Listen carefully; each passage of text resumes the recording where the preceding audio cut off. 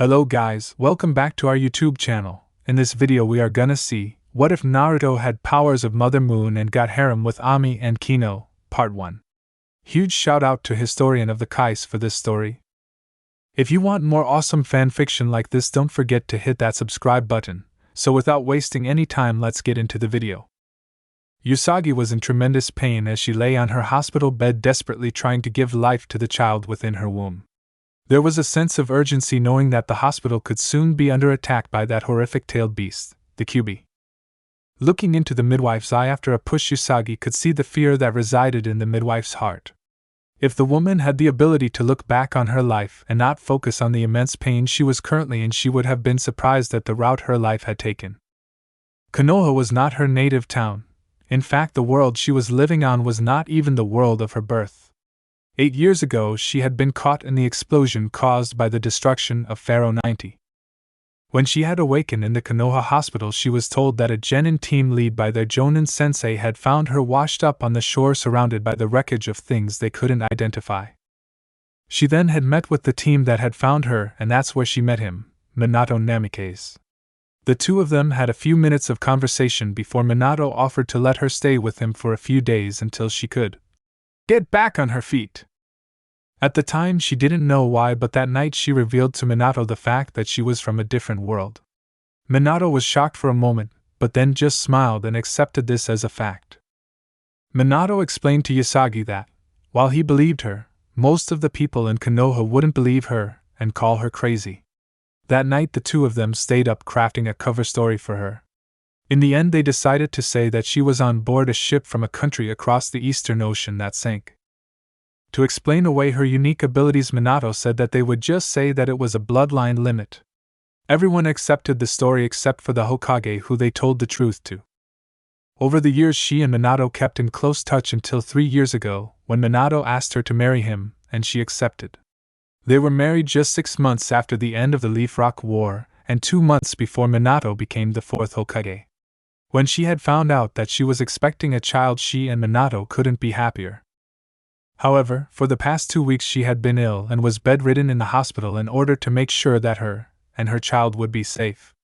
Then that blasted fox had to appear and her child decided to come out now of all times. The pain of giving birth was beginning to be unbearable for her.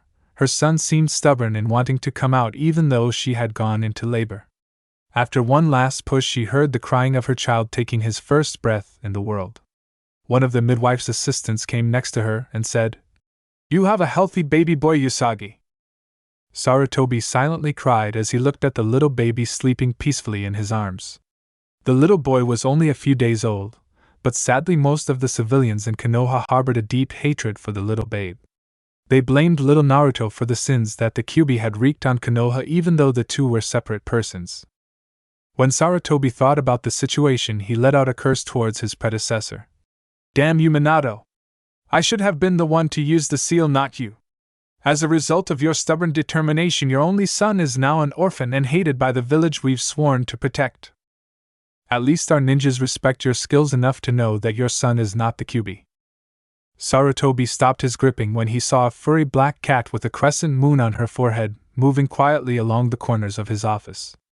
Sarutobi then spoke up and said, "Hello Luna, is there something I can help you with?" Luna turned her head to look at Sarutobi before she walked near and jumped onto his desk. Luna looked lovingly at the little babe resting in the old Hokage's arms before speaking. "Yes, there is something you can help me with. You can tell me your plans are for my prince." Sarutobi almost chuckled when he looked at Luna as she spoke to him. It always made Sarutobi smile when he saw Luna and Usagi's good cop, bad cop routine. Although the little advisor was always overly paranoid in his mind, one could tell how much she cared about Usagi and now Naruto. In his wise old grandfatherly voice, Sarutobi said, "Don't worry your little head, Luna. You know that I loved Usagi like she was my own daughter, just like almost everyone who knew her. Besides, I owe Minato quite a lot and the village is sadly just increasing the debt owed to Naruto's family. I've gotten the council to leave Naruto alone, but I can't adopt him like I would have liked to do. I've arranged for you and Naruto to have a small cottage on the edge of one of the quieter edges of town. Sadly, Naruto can't live in his parents' house until he can claim his father's name, and we both know the conditions for that to happen." At this point, both Luna and Sarutobi bowed their heads in thought. Naruto would have to have his true name hidden to protect him until he became a chunin, he reached 18 years old, or he married. Luna's face grew firm as she spoke. "I may only be able to be in my human form for 1 hour out of 3, but I will take care of Naruto. When they really needed help, I couldn't help his mother or his grandmother. I will not fail Naruto now when he needs my help." Sarutobi just nodded his head and thought that maybe Naruto's luck was about to change. Almost 12 years later, in a meadow on the edge of Konoha, as the sun was casting its evening light, a little boy could be found. Naruto Tuskino, the future Hokage according to him, and that demon brat according to some of the nastier villagers, was hard at work practicing his martial arts. Naruto didn't know why most of the older villagers hated or ignored him, but he wanted to change that. He wanted to become Hokage to protect the few people that were kind to him, and to show the others how wrong they were about him. Sweat was starting to run down Naruto's face as he finished his rough kata. The kata was choppy and had a lot of holes in it, but it was coming along fairly well and in a few days should be his 7th custom kata. At the Ninja Academy, the martial arts instructor seemed to have a grudge against him and would only teach Naruto the minimum. It had been about 4 years ago when, just a few days into the academy, Naruto noticed that some of the kids were better in that particular class and were using different styles. Determined not to be outdone, right then and there Naruto had silently vowed to create a powerful family style for the Tuskino family. Over the past 3 years Naruto took his minimal academy training, his observations of Chunin practicing, and his own gut instinct to slowly form the Jintoskaiken, Silver Moon Fist, style of martial arts. It wasn't just his own observations that he used in creating and refining the Silver Moon Fist. Whenever he could, Naruto would go to the local library to read about ninjas. Those books had been a godsend to Naruto whenever he was stuck on something. The most blaring example of this happened a year ago, when he was trying to get a basic framework for the Silver Moon Fist together. Naruto was on the verge of giving up and going to old man Sarutobi for help when he read that some martial arts schools were based on the movements of animals. Ever since then Naruto had adopted the feline movements of Aunt Luna. Suddenly Naruto's practice was interrupted by a voice yelling, "Naruto, get in the house now! Supper's starting to get cold!" After yelling that he was coming, Naruto started to walk back home where Aunt Luna was waiting for him. Naruto might have thought it strange that his aunt was a talking cat who, on occasion, could transform into a human, but he just took it as a fact of his life. Luna and Naruto loved each other dearly. Even a blind man could see that about the aunt and nephew. One thing that Naruto liked about Luna was that she supported him in everything he did. She never claimed that something was out of his reach if he worked hard enough at it. While Sarutobi and latter Irika cared deeply for Naruto, and he cared for them, they just weren't there 24/7 like Luna was with him. When Naruto had said, at age 5, that he wanted to become Hokage, Luna had told him that he would have to work hard to get there, and she would help him. When Luna taught him what she could about being a ninja, she made sure that he paid attention, and heaven help him if she found out that he had been slacking at the academy. Naruto walked through the door of the small cottage to see Luna waiting on the dinner table in her cat form for him. After Naruto sat down at the table, the two of them began to eat. It was a simple meal that Luna had prepared for them, as even after 12 years of practice she could only make simple meals. The meal was eaten in silence as Luna was too busy eating her meal and Naruto was, for the moment, tired out. Once dinner was over and the dishes taken care of, Naruto hurried upstairs and then hopped out of his bedroom window onto the roof. It was a warm evening with clear skies granting Naruto the full view of the heavens. Ever since Naruto could remember, he was fascinated by the heavens. There was something about the stars and the moon that just seemed to call to him. Naruto knew the names of all the stars and their locations throughout the year by heart. Naruto could with a glance at the heavens and tell where he was to within a second or two of his actual position. When Irika had found out about that skill, he had told Naruto that it would help Naruto on long-distance missions. Naruto spent a few hours just looking at the moon and forgetting his worries and troubles. Whenever he was feeling nervous or troubled, Naruto had found a quick glance at the moon calmed him down. Once he had told this fact to Luna and said that it was quite funny as his name meant Maelstrom of the Moon.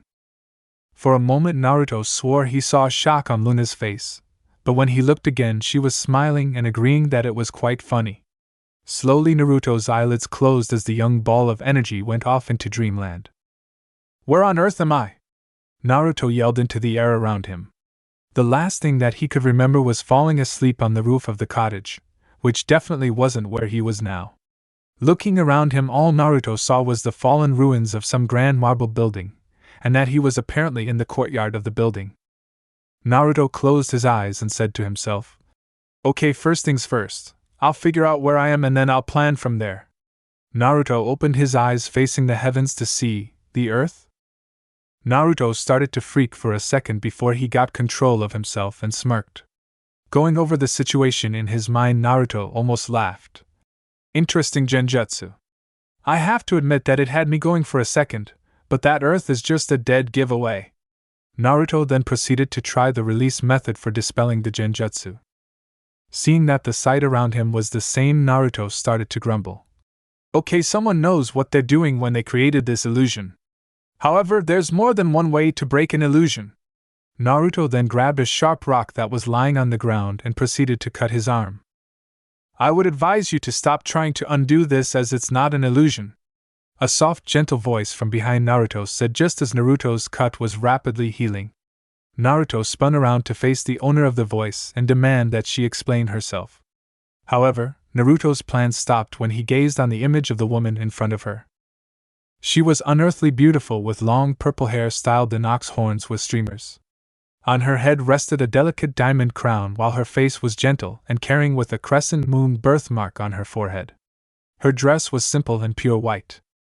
The woman smiled at Naruto and said softly, "My name is Queen Serenity, and I mean you no harm, Naruto. In fact, I have been waiting a long while to meet you." Naruto lowered his guard. For some reason his instincts were telling him to trust this queen in front of him. Still, where were they and why was a queen waiting to meet him?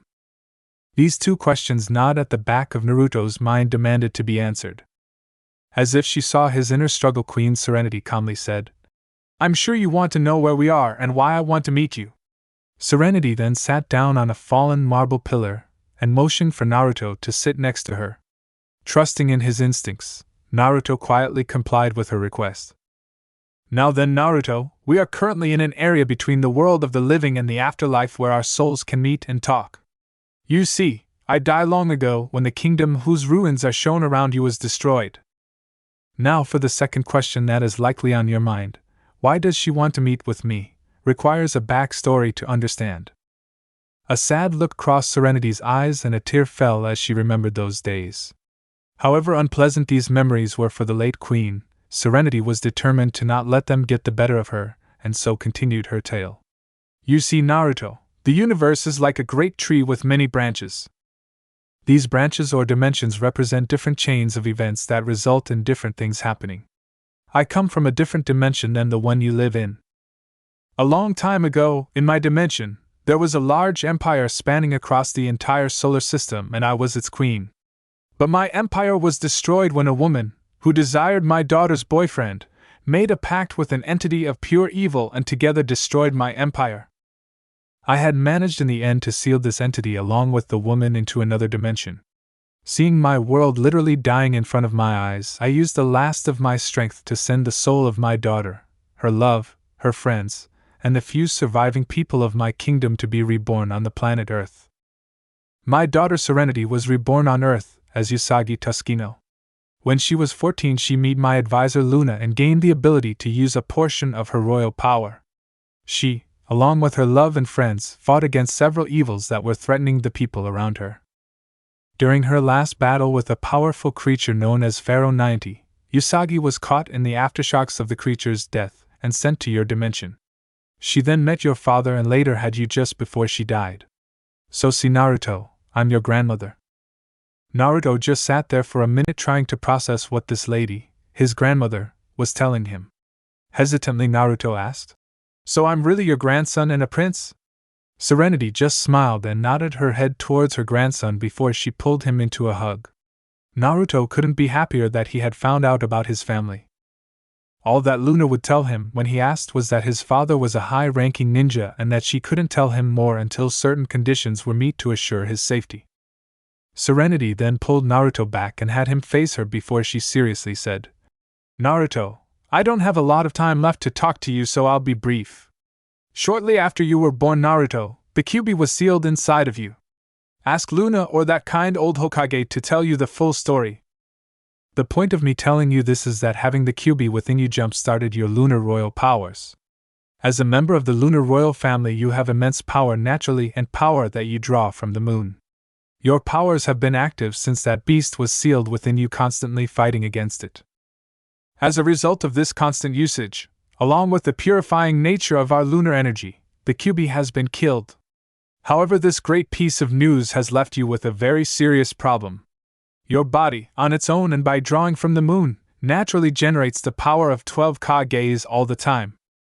However, your body at its current state can't withstand the strain. Even with your healing ability that you took from the Kyubi, your body will soon destroy itself due to its young age and not fully matured chakra network. But don't worry about it, my handsome grandson. I've been able to create a solution for your problem. Thanks your excess power and my limited abilities, I was able to alter how you naturally generated your energy. You now have 3 states, grandson. These states are in order of weakest to strongest: civilian, senshi, and royal. Your civilian form is limited to only the energy that your body naturally generates on its own. With the senshi state, you gain control of about 1/10 of the energy you draw from the moon, in addition to your natural strength. The final state, royal state, grants you full access to the powers of the moon that you currently can call upon. As long as you don't go for days on end at your current training level, your senshi form will not cause your body harm. Your senshi form also grants you an armored outfit along with some powerful attacks that you will instinctively know. Moving on, you have to know about your royal state. It is incredibly powerful, but you can at your level of training only hand its power of at most 30 minutes before it harms your body. If you are ever forced to use it in a fight, end it as quick as possible. In order to reach these states, you have to say the transformation words for them. Don't worry yourself about the transformation phrase. When you wake up, you will know them. Also, as these powers are going to be transmitted to your descendants, I want you to know that they will all learn on their own what their transformation phrase. Even if their transformation phrase is the same as another person's and they utter the phrase, they won't be able to transform until they learn from within themselves what the phrase is. Knowing that their time was almost up, Serenity pulled Naruto into a hug again and whispered softly in his ear, "I love you, grandson. Your parents are very proud of you and how you've grown. Don't cry, dear one, this isn't the last time that we will meet each other. I'll pop in from time to time just to visit or when you really and honestly need me." The landscape around Naruto started to get foggy, like a mist was rolling in. Just before he felt his grandmother's arms stop hugging him, Naruto whispered, "I love you, Grandma." Naruto woke up with the morning sun to find himself on the roof of his house. Pulling himself up into a sitting position, Naruto briefly wondered aloud, "What, that all just a dream?" He immediately shook his head, knowing in his mind that what had happened had not been a dream but something more. While Naruto wanted to find out more about why he had carried the Kyubi, he wanted to try out his new abilities a lot more. Naruto hopped off the roof and down to the ground before he took off running towards the meadow where he liked to practice. Stopping in the middle of the meadow, Naruto hurriedly looked around to make sure that no one was by chance near him. He then calmed down and remembered what his grandma had told him about accessing his powers. Naruto closed his eyes and began trying to meditate to find out his transformation phrase. It took a few minutes, but Naruto succeeded and found his senshi release phrase. Naruto was a little confused about the phrase and with a questioning tone said, "Moon crystal armor energize?" As soon as the last word was uttered from Naruto's lips, a bright flash of silver light hid him from view. When the light ended only a second later, Naruto could feel the large surge in his power level and the sharpening of his senses. Wanting to know what he now looked like in his senshi form, Naruto quickly walked over to the edge of the meadow where there was a small stream. Looking back at Naruto from the water was a young boy dressed in a silvery white outfit that looked like something from the 1001 Nights that Luna sometimes read to him. The cape of the outfit was pinned with a small silver crescent moon. Due to the hood of the cape and the face mask of the outfit, one could only see Naruto's startling blue eyes. At Naruto's right side was a small curved silver dagger, while at his right side was an ornate but functional katana. For a moment or two Naruto just admired his new outfit, then he began to wonder at what special abilities it granted him. As soon as Naruto asked that question in his mind, knowledge of his abilities began downloading into his mind. The dagger at his side had an attack called Selene Shield Shatter. This attack would, depending on the amount of energy he put in it, destroy any barriers that a person created via a jutsu or magic. The sword at his right, besides having an incredibly sharp edge, had a mid-range attack called Serenity Slash. Finally, Naruto's longest range and most precise attack was summoning a magic bow and unleashing an Artemis arrow. Naruto was thinking about trying out one of his attacks, but then he heard a noise coming from behind him. While pulling out his sword, Naruto turned to face the cause of the noise. Suddenly a scent that Naruto unconsciously recognized floated by his now extremely sensitive nose. His brain putting a face to that scent, Naruto suddenly let out a cry of surprise. "Luna? Luna, if that's you, can you please come out now to where I can see you?" From behind a small bush, out walked Naruto's feline aunt. Luna, with a look of surprise on her face, sat down on her hind feet in front of Naruto and uttered out, "How did you dash?" At this point, Luna lost all ability to speak and just pointed to Naruto's new outfit silently. Naruto was confused for a second but then realized what she was referring to that had left her speechless. Within his mind, Naruto debated whether or not to tease her. However, Naruto decided that he didn't want to be so mean to Luna, especially since it looked like she was about to have a heart attack. "I fell asleep last night looking at the moon. I then found myself in some marble ruins that looked like they were on the moon. There I meet the spirit of the last queen of a lunar kingdom who claimed to be my grandmother. She then says that I have had the Kyubi placed in me, but that because of my royal heritage my body destroyed the Kyubi. She told me that I would be able to transform into this senshi form, as she called it, and also a royal form, but that the royal form would be too dangerous for me for now." For a minute after Naruto stopped his explanation, both he and Luna stood in the field silently. Then Luna clapped her hands together in a little prayer and said, "Thank the goddess, I always was afraid that the Kyubi would prevent you from showing your full heritage." Luna's face then turned serious as she looked Naruto directly in the eyes and continued to speak. "Naruto, detransform immediately and speak of this and your heritage to no one. Today, while you're taking your genin exam, I will speak with the Hokage about this." Seeing that Naruto was about to complain, Luna said, "Naruto, this is very serious. Some people may take your new power as something given by that demon even though it's not. Also, your mother was known for her royal abilities even if she just claimed that they were a bloodline limit. While your mother was quite well-loved, she also had enemies who were jealous of her. Those enemies of hers plus the enemies of your father, if they put two and two together, if they see your royal abilities, will come after you to terminate you." Luna was now sporting a tear in her eye as she continued to speak to the now worried Naruto. "Please, Naruto, I lost your grandmother and then your mother. I would die now if I lost you as well. I know that you have craved to be accepted by the village as a whole, but is that acceptance you so crave worth dying so soon after you gain it? Soon you will be strong enough to protect yourself and all those that you hold dear from those who seek to harm you and them. Then you will have that acceptance you so crave, but you have to wait for that point." Naruto thought about what his aunt had to say. He quickly decided that having the respect of the villagers wasn't worth putting his life and the lives of his few precious people on the line. Naruto then closed his eyes and focused on detransforming. After a minute, Naruto found the mental switch to flip so that he could return to his civilian form. A brief flash of light later and Naruto was standing in front of Luna. Naruto then reached down and gave Luna a big hug while he was happy, saying, "Thanks for the advice, Auntie Luna. I love you." At this, Luna smiled before replying that she loved him as well. This family bonding moment was broken when Naruto suddenly realized something that he yelled out, "I have to be at the academy in 10 minutes and I'm not ready." Luna suddenly found herself floating in the air as Naruto ran for the house to quickly pack what he needed for the test. She quickly back-flipped in order to land on her feet and then turned to look at Naruto's dust trail. Suddenly Luna remembered an earlier time when she would watch a different blonde run about trying to get to class on time. Even though Usagi's death still hurt the black cat, thinking about her, and how she could be found in her lovable son brought a tear to Luna's eye. Quietly Luna whispered, "You would be proud of him, my beloved princess.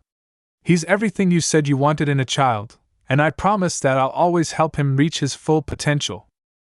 Author's notes. So what do you think for the start of the story? I know that the Moonlight Knight was Mamoru in the anime, but that was anime only, and that outfit is so much cooler than the tux, and those are the only two male hero fighting uniforms shown in the series besides Prince Endymion. Question just out of curiosity, do you guys want me to pair Naruto up with a Sailor Scout, brought to Konoha by as yet undetermined method, a Naruto girl, and keep them two within like 3 or 4 years of Naruto's age, Setsuna Meo exempted, a harem of Naruto girls, a harem of Sailor Scouts, or a mixed harem? Note the harem will, if I go that route, have a max of 4 girls. Feedback is appreciated and will help me make my decision. I retain the ultimate say on Naruto's love life for this story. Please note that any votes for Tsunade or Chibi USA will be ignored. Make. Guy, don't worry Naruto, I shall teach you how to perform the youthful poses that your mother was famous for. Luna pulls out a Smith & Wesson Model 29 and points it at Guy. Luna, what was that, Guy? Did you say something? Guy, damn you Kakashi for teaching the cat your hip ways. Make end. Naruto roof-hopped as fast as he possibly could towards the Ninja Academy, hoping that he wouldn't arrive late for the exams. Still, he had to admit that if he was late he would at least have a good excuse. That would be if, as he realized, he could tell it to Irika. However, Luna had taught Naruto not to break his word once he gave it, and Naruto especially didn't want to break his word to Luna. Luckily for Naruto, he managed to make excellent time and got into the classroom before Irika. So, even though Naruto was technically late, Naruto didn't get in trouble for being late. Naruto managed to contain his excitement as he listened to what Irika was saying. Now then class, today is the day you have all been waiting for.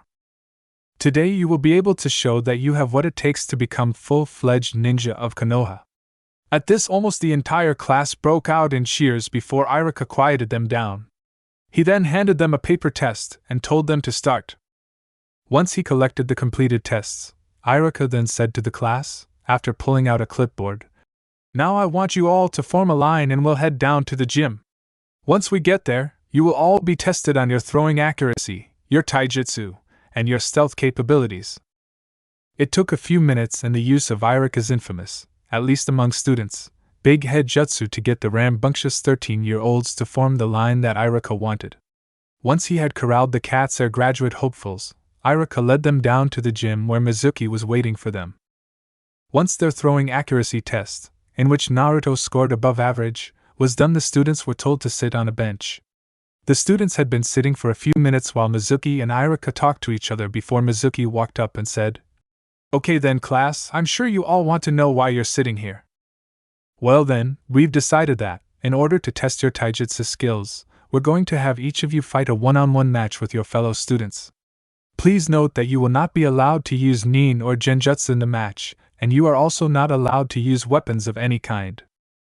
Now don't worry if you lose, this is just for us to see how good your pure taijutsu is, and while taijutsu is important to a ninja, it is not the only skill a ninja needs to succeed." Since only one match was being held at a time, the students not currently fighting were just shooting the breeze with their friends. Naruto was sitting with his legs in a lotus meditating position with his hands crossed over his chest deep in thought.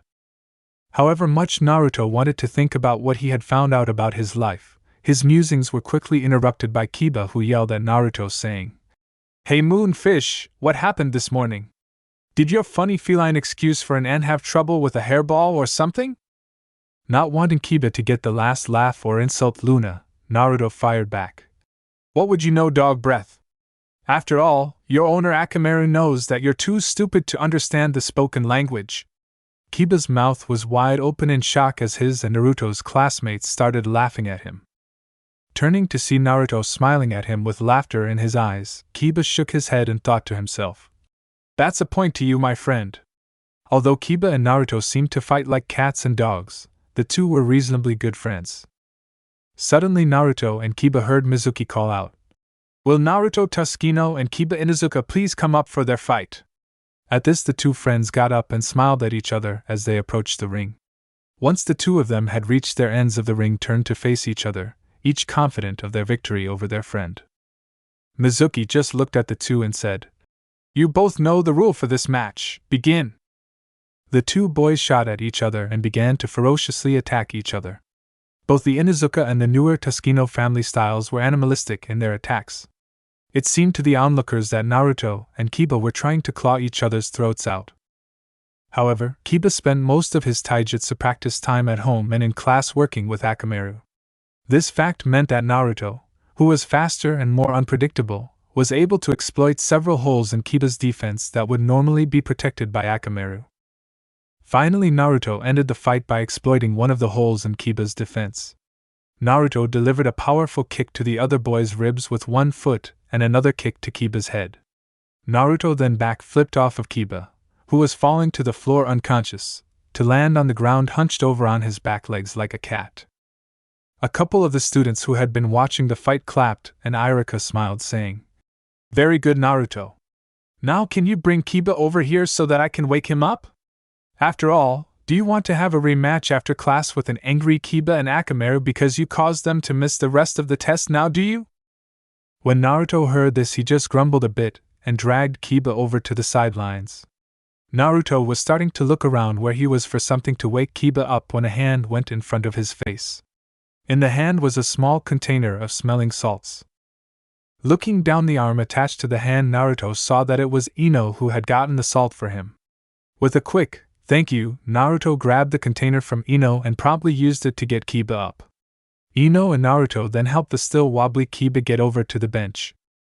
Ino then had to leave for her match against one of the other girls in class. Kiba then, while only paying half attention to the fight going on, turned to face Naruto and said, "Good fight there, Naruto." Kiba then smiled and said, "But you do realize, Moonfish, that if I was allowed to have Akamaru with me in the fight, we would have cleaned your clock." Naruto playfully shook his head and said, "I must have hit you harder than I realized, dog breath. You're suffering from delusions brought on by head trauma." The two rivals and best buds stopped their good-natured teasing to see Ino knock out her opponent. The two boys knew that Ino would win, as her opponent was one of, besides Sakura Hirano, Sasuke's biggest fangirls. Although it annoyed the two boys that Ino, who was kind of their friend, was an Uchiha fangirls, they knew that at least Ino didn't let her crush distract her too much from her training, which was more than most girls could say. After the last two students had their match, everyone headed outside to where some genin, in the most desired D-ranked mission available that day, had set up a very complex obstacle course. Irika walked in front of the class and then said in his stern teaching voice, "All right, class. As you can see, behind me is a large obstacle course. Inside of this course are numerous non-lethal traps and noise makers. You must go through the obstacle course to the other end, where there is a scroll inside a blood seal with your name on it placed by me. After you've retrieved the scroll, you are to make your way back through the course to here where you will give me the scroll. Now then, before I start calling out names, there are a few things that you should know about this course. You will be graded on how fast you complete this course and how silently you complete it. All along the course are various things set up that, if disturbed, will cause a bell to be rung. Also, if you activate a trap and are caught by it, you will automatically fail this part of the test." Irika then let that information sink into his students' brains, then he started calling people to run the course. The first few people he had called up were abysmal failures, getting caught by the first of 30 non-lethal traps. The next person managed to get through the course, but rang the bell a few times and took a good while to complete. Most of the class either completely failed the course, rang the bell a lot of times, or rang the bell a few times and took a very long time to complete the course. However, Naruto just had to be difficult and disrupt the set pattern by finishing the course in the fastest time without ringing the bell once. A few of Sasuke's fangirls were baffled that Naruto was able to complete the course so well compared to Sasuke, who was only average in the course. Finally, the students were herded into the classroom where they waited to be called for their final test. After a few minutes, Naruto's name was called and the smiling blonde boy was led by Irika to a separate room for his testing. Iruka closed the door and with a smile on his face said to Naruto, "Okay Naruto, I want you to use the substitution jutsu, the hedge jutsu, to become the Hokage, and create at least 2 clones." Naruto was confident about the substitution and the hedge jutsu, but he was nervous about the clones. Even with his hours of training for years, he still was pathetic with the clone jutsu. Still, he was so close to becoming a ninja, so Naruto left it up to chance and tried his best. His substitution jutsu was quite impressive as he switched with a potted plant on the other side of the room. Next, Naruto hedged into the Hokage and was given a simple nod from Iruka showing that he had passed. Finally, Naruto performed the clone jutsu and closed his eyes. Naruto opened his eyes to see 2 clones around him. One could pass as him, if a person's eyesight was less than great. The other clone looked like a badly burnt large roast. Naruto cringed at the sight and turned to face Iruka and asked, "Do I become a ninja or not, Iruka?" Iruka scratched his head, thought about it for a moment, and then said, "While your clone technique is, to be blunt, the worst in the history of the Ninja Academy, your other skills are enough to make it up. Therefore it is my pleasure to declare you a new ninja of Konoha." Naruto practically jumped up and down when he heard the news that he had graduated. He watched as Iruka put his hand in the box containing the forehead protectors for the graduates, and pull out a protector. Iruka then handed the forehead protector to Naruto, who eagerly put it on his forehead. Naruto then left the academy after hearing Iruka tell him when to show up for team placements. Upon arriving at his and Luna's home, Naruto found that Luna had left him a note on the table. Picking up the note, Naruto read, "Dear Naruto, sorry I'm not here to grade you when you get home from your genin exam. It doesn't matter to me whether you pass or not as long as you do your best at it. However, I do sincerely hope that you pass your exam, as I know how much you want to be a ninja. I've picked up some groceries that we were out of and put them away. I'm now heading over to visit the Hokage to talk about the you-know-what. However, you know how busy the Hokage can be, so it might take a while to talk with him. Hopefully I won't leave you here alone for too long and I won't be mistaken for that hell beast Tora again. Love, Auntie Luna." Naruto smiled after he read the note and placed it back on the table. It still amazed him that people could mistake his Aunt Luna for the most feared nightmare of all D-ranked missions. The last moron who had made that mistake was still walking funny from Aunt Luna's 1,000 years of pain technique, which involved shoving the poor victim's own arm up their own butt. Not even Sarutobi had been able to figure out she did that on one of his own ninja, and in cat form no less. Naruto then sat at the dinner table trying to decide what he should do while he waited for Luna to return to the house.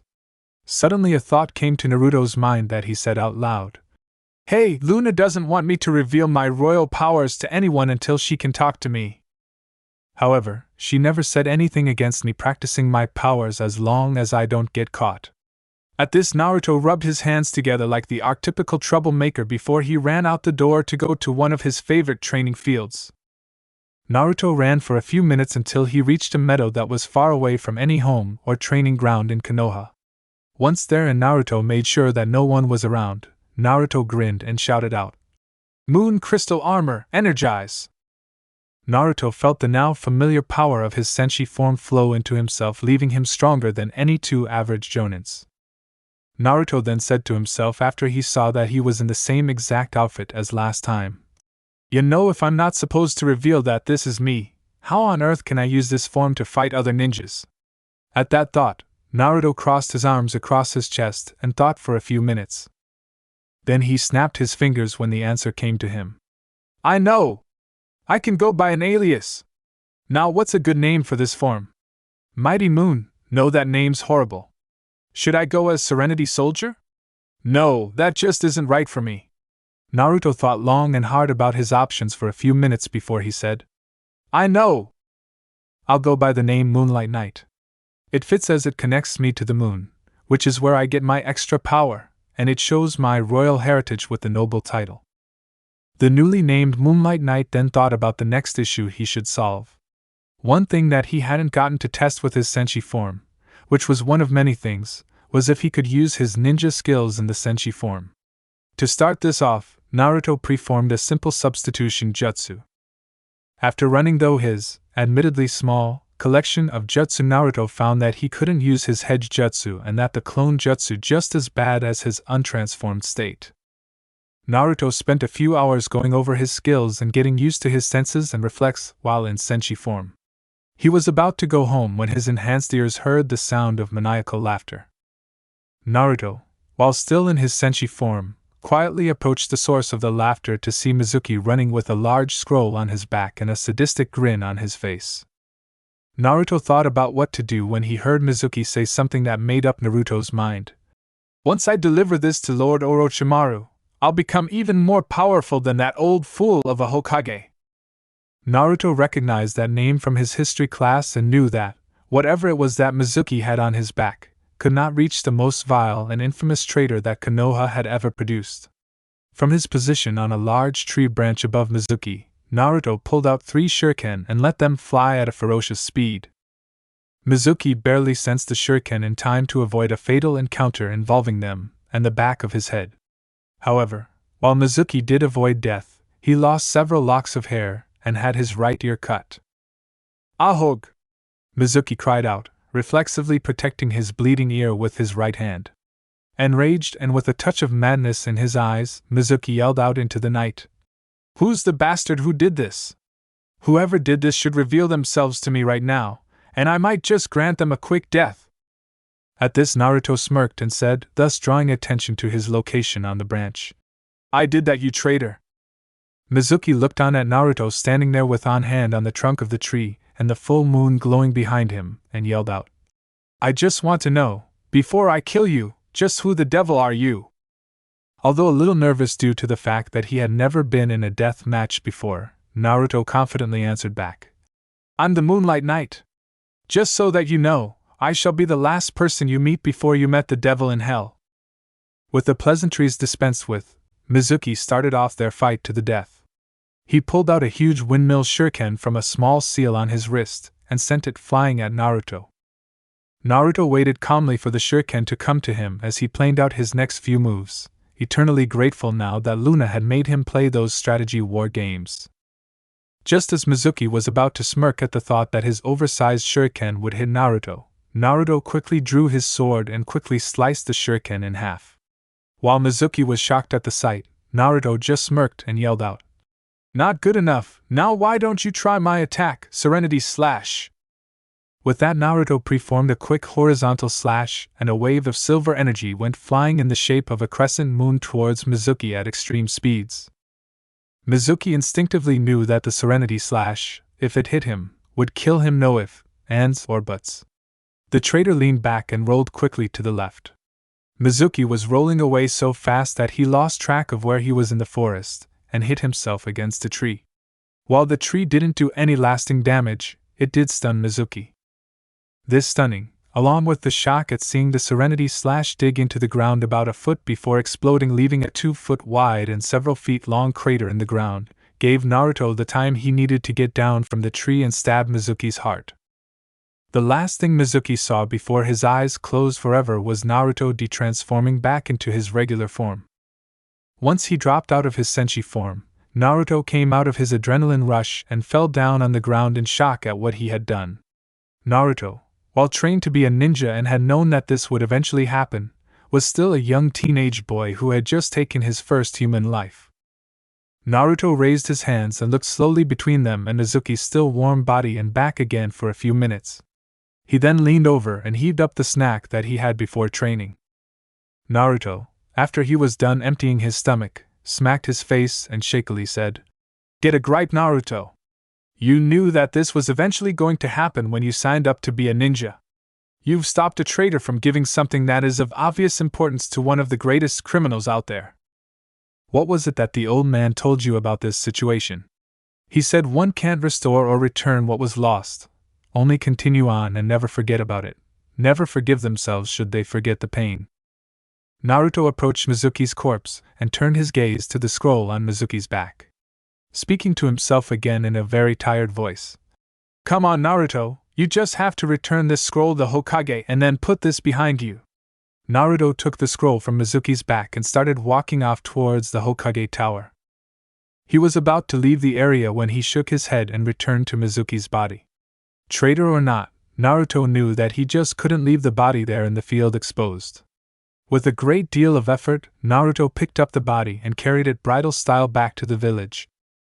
It was 10 minutes after Naruto started walking towards the tower that he ran into Iruka and Anko, who had teamed up with Iruka to find Mizuki and the scroll. The Chunin and Jonin took one look at the blank look on Naruto's face, the scroll on his back, Mizuki's body, and figured out that Naruto had stopped Mizuki. Iruka promptly sealed the body of his deceased, now ex-friend, and then led Naruto straight to the Hokage. In the Hokage's office when Iruka and Naruto arrived were a very worried Sarutobi and Luna. Both of them quickly grew sadder and more worried when Naruto told them that he had killed Mizuki after he heard him talking about giving the scroll that was on Mizuki's back to Orochimaru. Sarutobi, sensing that Naruto was leaving something out of his report, dismissed Iruka after telling the worried Chunin that the team lists would be on the Chunin's desk at the end of the week. Once Iruka had closed the door, Sarutobi turned to Naruto and said in his worried grandfather voice, "Now then, Naruto. What was it that you were leaving out of your report?" At this, Naruto's surprise showed for a moment before he realized that the Hokage had been around and had been a ninja since, according to Luna, before his father had been born. Naruto then said, "Everything is as I reported it. However, I was training in my Senshi form at the time Mizuki encountered me, and it was with the sword I have in Senshi form that I slew Mizuki." Sarutobi figured how hard it must be for Naruto to use something he had been so excited about earlier today to take another person's life. The kind old ninja then got out of his chair and gave Naruto a comforting hug.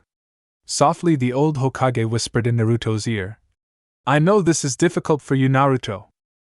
Just remember this, you have been given great power, and with great power comes great responsibility. Tonight you wisely use the power that you have to protect this village from a very dangerous enemy. That scroll you recovered contains the most powerful jutsu known in this village, and you prevented it from going to a man who would use it to kill the people of this village." Sarutobi ended the hug and sat back down in his chair. This allowed Luna, who had now transformed into her human form, to walk up to Naruto and give him a hug. She also had some words of comfort to say to her charge. "Naruto, I want to tell you something about your mother. When she first received the ability to access her powers, your mother was quite scared by it.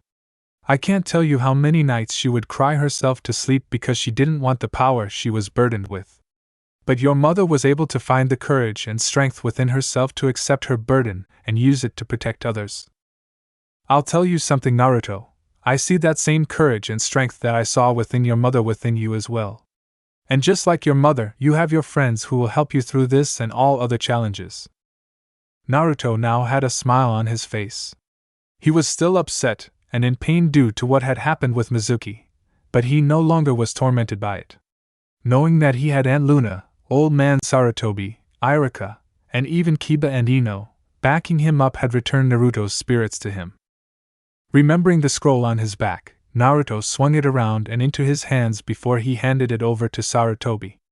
Sarutobi gladly accepted the scroll from Naruto before putting it by his desk. Lighting up his pipe, Sarutobi let out a puff of smoke before he started talking. "Naruto, in all of the commotion today, we've never gotten to explain to you the full situation with the Kyubi. You see, Naruto, when the Kyubi attacked Konoha, it was like a force of nature. None of our jutsu slowed the beast down or even scratched it. Even at his strongest, the Yondaime Hokage could only hope to seal the foul demon. To this day, I am convinced that only one person in history who could have hoped to have truly slain that beast once and for all on that day. That person was your mother, Usagi Tuskino Namikaze. However, about a month before you were born, your mother was attacked and badly wounded by Rouge ninjas from IWA. Both you and your mother lived through the attack, as your standing here shows, but your mother was badly wounded. At the time the Kyubi attacked Konoha, your mother had been confined to her hospital bed due to a horrible infection that had set in as well as the lingering effects of poison from the attacker's weapons. Your mother had somehow established an empathic connection with almost all the ninjas of Konoha. The mental shock of all of their death by the Kyubi, plus her injuries, prevented her from living more than a few minutes after your birth. Left with no other hope, Your father Minato Namikaze took you and used the dead demon-consuming seal to lock the Kyubi forever within you at the price of his soul. Yes, Naruto, your father Minato Namikaze was the Yondaime Hokage. I had your last name changed to your mother's maiden name to help protect you from your father's enemies. I can understand if you want to take the Namikaze name again, but please don't do so until you are at least a Chunin so that I can rest easier knowing that you can protect yourself from your father's enemies. Naruto closed his eyes for a few minutes to fully digest what Sarutobi had told him. He had for a while suspected that he had some sort of blood connection to the Yondaime due to how much they looked alike and how little information about the Yondaime's family was available. However, he had figured that their relationship was something like the Yondaime being an uncle or cousin to him, not that the Yondaime was his father. While other boys might have been angry at the Yondaime if they were in his position due to what his old man had done to him, Naruto wasn't angry at all. It was the only way to protect the village, and he would have never respected his father if his father had chosen someone else instead of him to bear the burden of the Kyubi. Besides, the Kyubi was dead thanks to the power of his mother that flowed through his veins. Opening his eyes, Naruto looked directly into Sarutobi's eyes and said, I understand why my father did what he did. I would have cursed him if he had dared to choose someone besides his own flesh and blood to have to bear the burden. Don't you worry about me going by my father's clan name anymore, Sarutobi. I belong to the Tuskino clan, and it is the Tuskino clan, not the Namikaze clan, that I plan to make into the greatest ninja clan. I would greatly appreciate it if you would transfer any and all holdings my parents left me in the Namikaze name over to the Tuskino family. I may respect and admire my parents, but I will not rest on what they have done, and I will not have people respect me just for what they did. With said, Naruto bowed his head in farewell before leaving to go home. About 3 minutes after Naruto left to go home, Luna left to join her nephew with a scroll in her mouth. The scroll contained a few techniques that Sarutobi had written down and had asked Luna to give to Naruto. On the way out the door of the tower, Luna passed by a Jonin who waved at her. Luna recognized the Jonin as one of the ninjas that Usagi had been very good friends with. If Luna could read the Jonin's mind, then she would know that the Jonin was determined to get Naruto as part of their genin team and would accept no other answer but yes. In the classroom about 2 weeks later, all of the new genin were assembled, and waiting for Irika to come in and tell them which teams they were going into. Naruto was thinking back to the 4 jutsus on that scroll that Sarutobi had given to Luna. On the scroll was Earth Release, Inner Head Decapitation Jutsu, Shadow Clone Jutsu, which was a clone technique that he could actually do, Great Clone Explosion Jutsu, and Shadow Clone Kunai Jutsu. Currently Naruto was only able to perform the first 2 techniques on the scroll, but he was happy with his progress. Naruto was so into his thoughts that he missed Irika coming into the room and Irika's speech. When Naruto stopped musing on the jutsus that Sarutobi had given him, Irika was partway through the list of teams. Now then, Team 7, we have Sasuke Uchiha, Sakura Haruno, and Shino Aburame. Your sensei will be Kakashi Hatake. Team 8 is Hinata Hyuga, Choji Akimichi, and Shikamaru Nara. Your sensei will be Asuma Sarutobi. And finally, for Team 10 we have Naruto Tuskino, Ino Yamanaka, and Kiba Inuzuka. Team 10's Jonin sensei will be Anko Mitarashi. SM verse. It was a place that was both within and without of normal space/time. Off to the side of the royal palace of Pluto was a little building shaped like the Oracle of Rome. Within this inconspicuous building was the door to the cavern that held the time gates. Within that cavern stood a single figure in front of the time gates. That figure was Setsuna Mayo, the senshi of Pluto and princess of the same world. For the past month Setsuna had been frantically standing in front of the time gates, using every trick in her knowledge to manipulate the time gates to search for her missing princess. Usagi and Luna's bodies had never been found after the explosion of Pharaoh 90.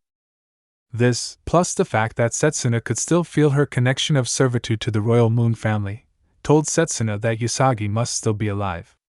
Setsuna had searched the time stream as far back as the Precambrian period and as far forward as the Imperium of Man in the 40th millennium. But for all of her searching, Setsuna had found no trace of the missing moon princess. This depressing fact had Setsuna to believe that Usagi must have been thrown out of the time stream altogether and ended up in a different dimension. This thought saddened Setsuna greatly. She had no experience with searching through alternate dimensions, and the books in her library only talked about how to travel to a known point in another dimension. However, even though it looked hopeless to Setsuna, she was determined to succeed. The scouts had been forced to tell the Tuskenos about the fact that Usagi was Sailor Moon, and why Usagi was missing. The pained look on her princess parents' faces when Setsuna had to tell them that she didn't know when their daughter would be back home always haunted her mind. Setsuna would have sold her soul to Pharaoh 90 if she could give the Tuskeno family their daughter back. Suddenly Setsuna felt the time gates sense a burst of Lunarian royal power. However, the burst was too short for Setsuna to find more than the hyperdimensional area code that the burst came from. Even so, this burst made Setsuna's heart fill with joy. She was closer than ever to finding where Usagi was. She would locate the particular dimension soon enough. Naruto verse. Naruto, Ino, and Kiba did not have to wait long to meet their new Jonin instructor. As soon as Iruka had announced Anko's name, Anko walked through the classroom door in her trademark jacket and fishnet outfit, sporting her grin that made most Chunin want to run away. Anko pulled out a stick of dango and ate it in front of the class, looking like she didn't have a care in the world. One of the more pathetic of the new Genins started laughing at Anko and her outfit. However, any humorous mood was quickly killed as Anko took the now bare dango stick and lazily flicked it at the fool. That particular Genin found the stick embedded in his seat on a few millimeters from something he really didn't want to lose. Anko just smirked and yelled out, "Alright, Team 10. Gear up and met me on the roof in 5 minutes or I'll feed you to my favorite pet snake." Anko then body flickered away, leaving her new victims, air students, to rush out the door. Iruka just sweet dropped as he saw the look of panic on the faces of the two troublemakers and their friend. Turning to face the rest of his class, Iruka looked to see the whole class suddenly very nervous at the thought of their own teachers. Anko Mitarashi was casually leaning against the side of a shed that was on the roof and thought about the past as she waited for her students to appear. Usagi was the only person who not only trusted her after Orochimaru deserted, but Usagi had seen past her mask and seen the pain that Anko was in. Usagi had always been there for her, and Anko would slit her own throat if she couldn't help Usagi's only son become the best that he could be. She dropped out of her musings as she watched her 3 new students rush onto the roof. Anko motioned with a tilt of her head for her 3 Genins to sit down in front of her. Seeing her students sitting down, Anko said, "Alright, maggots, we're going to be working with each other until either you guys get promoted or you act stupid and get yourselves killed. I want to know what you like, what you dislike, what your hobbies are, and what your dream is." Ino Yamanaka at this point raised her hand as if to ask a question. Anko rolled her head and eyes before saying, "If you want to know something, just ask." Ino looked sheepish for a moment before she said, Anko-sensei? Could you answer the questions first? We know a little bit about each other, but we know nothing about you except for your name." Anko smirked and said after getting straight into Ino's face and giving Ino her patented creepy smile, "So the gossip girl want to know about little old Mia?" Anko then went back to leaning against the shed and said, "Very well then, gossip girl. I like dango and seeing my enemy's blood spilled. I hate weak female ninjas who only chase after boys. My hobbies, well, I like spending time in the forest of death. As for my dreams, well, I want to bring that bastard Orochimaru to justice."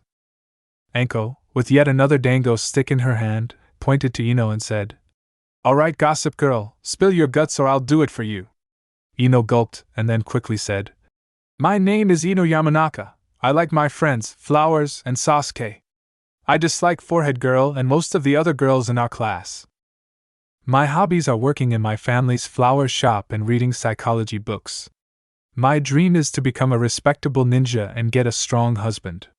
It was implied by Ino's voice and posture that she hoped her strong husband would be Sasuke Uchiha. Anko grunted and said, "Okay, dog boy, you know the drill." At this, Kiba growled because of the insult before he started speaking. "My name is Kiba Inuzuka. I like my partner Akamaru and playing jokes. I dislike Sasuke Uchiha and people who make fun of others. My hobbies are pulling off a good prank and training with Akamaru. I have a dream of becoming a good leader for my clan." Naruto decided to beat Anko to the punch and said, "My name's Naruto Tuskeno. I like my Aunt Luna and a few other people around the village. I hate people who don't look at a situation from all angles, and I absolutely despise people who expect to have things handed to them on a platter because of who their parents were. My hobbies are training and playing strategy games. My dream is to have a family and establish the Tuskino clan as the most premier ninja clan on the continent. Inside her mind, Anko went over what her students had told her with what she knew from her files on them. Boy, is this a very interesting team I've been given. That Yamanaka girl is a fangirl, no doubt about it. Luckily for me, it seems that her crush is not the alpha and omega of her existence like some of the worst cases, and I can probably shape her up into a decent genjutsu mistress. The Inuzuka, he's a bit of a tuffet to place. Best bet is to teach him some more stealth techniques and help him with a few non-clan jutsus to mix up his abilities a bit. Naruto, he just as determined as I thought he would be and could very well succeed at his dream. With the list of jutsus that the Hokage gave the boy and his awakened bloodline, I won't need to teach the boy any jutsus for a while. For him, I should just spar with him and teach him to work in a team better. Team 10 was nervously watching their new teacher as she stood there in thought. A slight shiver went down their spines as they saw Anko smirk and say, "All right, maggots, it's time for me to give you your final test." At this, Ino blurted out, "What on earth do you mean by our final test?" Anko closed her eyes, smiled at her team, and said, "You honestly didn't think that passing the pathetically easy test you were given automatically made you a ninja, did you? Each jonin is expected to give their students one finale test before they accept the genin team as their students. If the genins fail the test, then the genins are sent back to the academy." The three young teens turned to look at each other and figured that they wouldn't like where this was going. Anko's smile got even brighter as she said, "Your exam is going to be different and far more challenging than any other team's test. You are going to take these paint cans dash." At this point, Anko pulled out some full paint cans from behind her back. "And you three are going to each write your initials on all the faces of all 4 Hokages on the monument. After you do that, then all 4, and yes, I'm including the mutt, must then make it back to this rooftop before sundown. If even one of you is caught, you will all fail this test. Oh, and just so that you know, your initials have to be able to be seen from the village." With that said, Anko's body flickered away, leaving the paint cans with the shocked kids. Kiba smacked his hand against the ground and yelled out, "What is wrong with our sensei? How on earth does she honestly expect all of us to graffiti our names on all 4 of the Hokage's faces, especially graffiti them large enough to be seen by the village? We'll be caught by our fellow ninjas and sent back to the academy before we can start on the Nidame's face." Ino was just depressed and said in a defeated tone, "Not only that, but my parents will ground me for forever once we're caught. It won't matter if we're following our sensei's orders or not." Naruto listened to his comrades complain about the hopelessness of the task, before he finally had enough of their complaining and yelled at them, "What is with you two and this attitude? We haven't even tried yet and you're all ready to go back to the academy." At this, Kiba turned his head and angrily answered Naruto, "Are you brain dead, moonfish? Do you really expect us to go pull something like this off and actually get away with it?" Naruto smiled and said, "Don't worry, dog breath. The task is actually easier than you believe." Turning to Ino, Naruto said, "Ino, can you cast a weak low-level field genjutsu?" Ino blinked her eyes before she answered Naruto, hoping that the unpredictable boy actually had a plan. "Yeah, I can cast a low-level field genjutsu. It would leave me almost completely drained, but I can do it." Naruto smiled as he was now sure that the half-baked plan he was cooking would actually work. He then motioned for Ino and Kiba to come closer to him, and he pulled out a detailed map of Konoha. Naruto then began to confidently dictate his plan. "All right then, the objective before us, in this mission, is to graffiti the monument and not get caught. Although the situation looks hopeless, we have several advantages going into this situation. The biggest advantage we have is that we are aware of our opposition and they aren't aware of us." At this, Kiba and Ino blinked their eyes in unison before motioning for Naruto to continue. "If you pay any real attention to the ninja on guard duty in the village, you will see that they switch patrols at 4 times during the day. These times being midnight, 6 a.m., noon, and 6 p.m. It's currently 3:30 p.m. That means that if we take out the guards now in a surprise attack, We would then have 2.5 hours till guard changes in which to work undisturbed. With Ino placing the weak genjutsu, we won't have trouble with people from the village as they won't think to check the monument for one. The plan was starting to make sense to Naruto comrades, but Kiba saw a serious problem with the plan. Moonfish, are you a complete idiot? Your whole plan revolves around us getting rid of the guards in a sneak attack. They outnumber us and are far more trained than us. We can't beat them without alerting security. Naruto now had a mischievous grin on his face as he said, Remember that day, Kiba, 2 years ago when you were trying to do a dual hedge with Akamaru? Kiba started to shiver and Ino started to see red. They both remembered that day. Kiba had tried to hedge both himself and Akamaru at the same time, but he was new hedges and transformed himself and Akamaru into young naked girls. Kiba had never had such a ferocious beatdown in his life. Kiba suddenly got where Naruto was going with this and said, No way in hell, Naruto! I will not transform into a naked girl to distract the guards. Get Ino to do it, Naruto. After all, that is what they spend most of the time teaching the girls. Akamaru jumped off of Kiba's head just before Ino slammed her first straight into the top of Kiba's head. Naruto just shook his head and said, Ino has to do the genjutsu because either of us can. Also, of the two of us, you're the one who was bragging about how well you aced the hedge part of the test while I only scored above average. Kiba knew that Naruto had backed him into a corner, and both of them knew it. Both he and Naruto had a considerable deal of pride, but they would also back up what they boasted about. However, this was bad for Kiba as Naruto had basically forced him to do the task or admit to not being as good as he claimed to be, and Kiba just couldn't have that happen.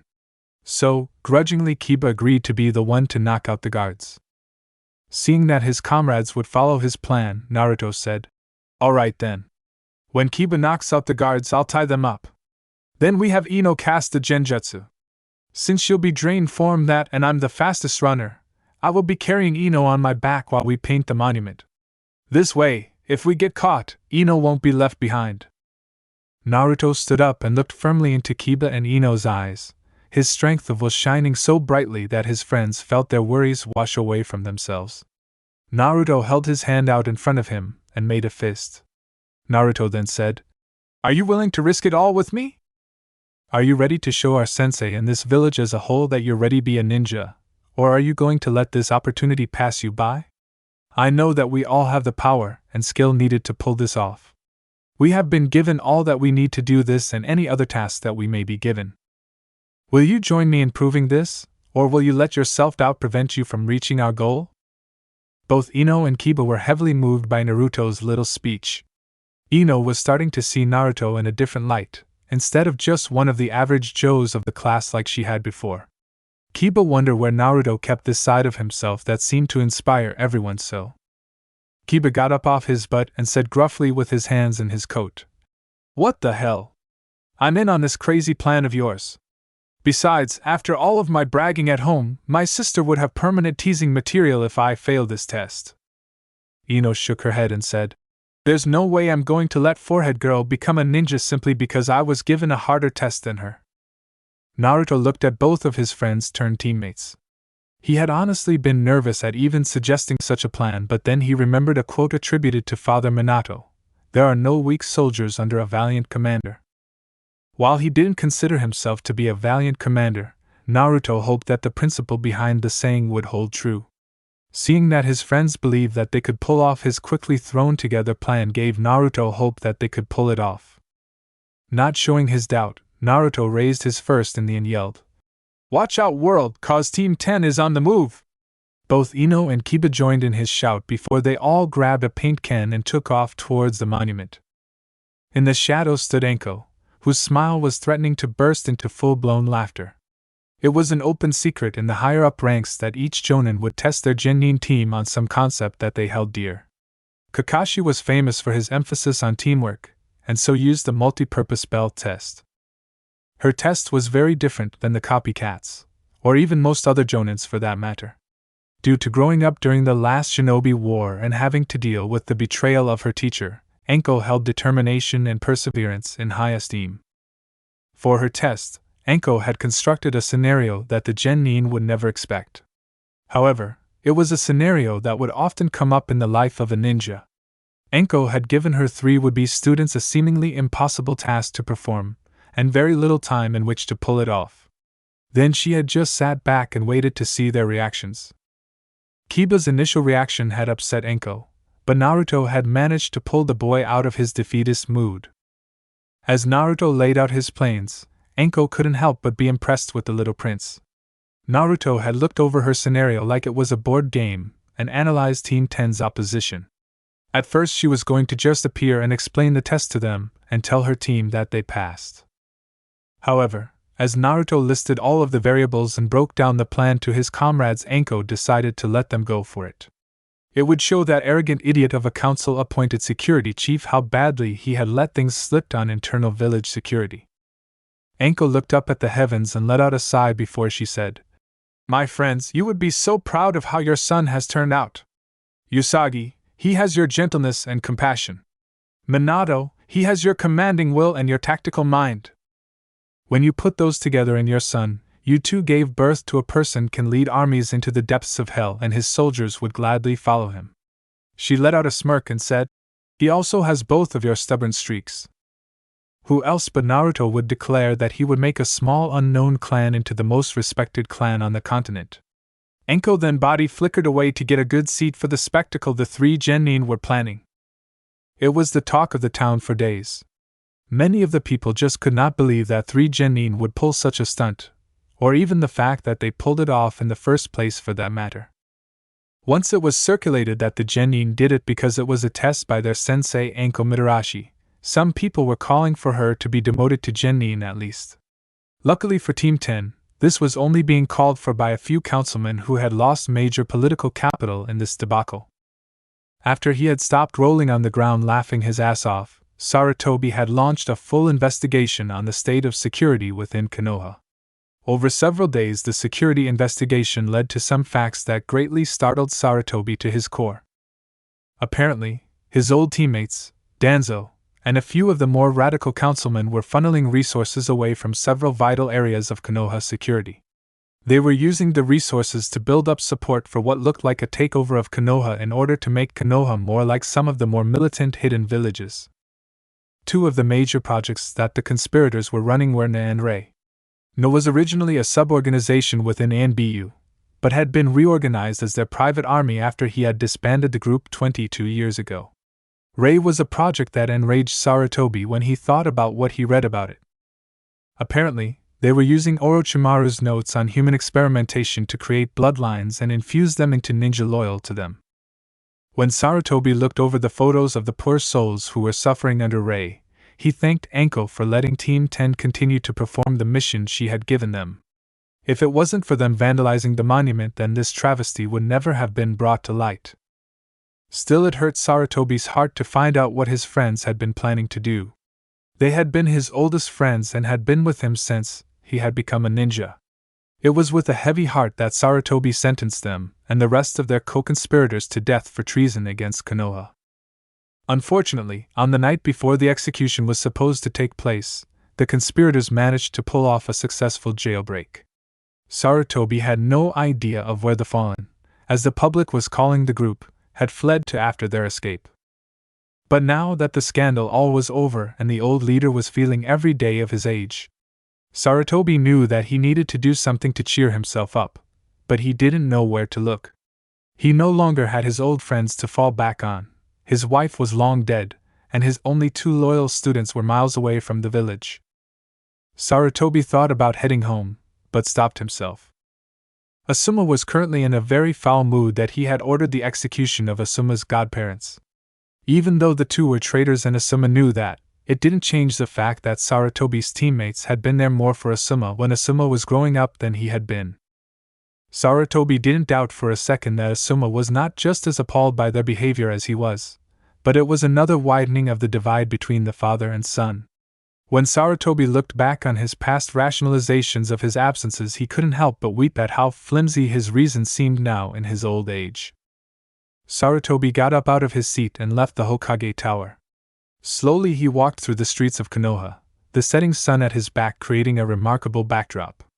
With so few friends left alive, There was only one place that Sarutobi knew he could regain his spirit back.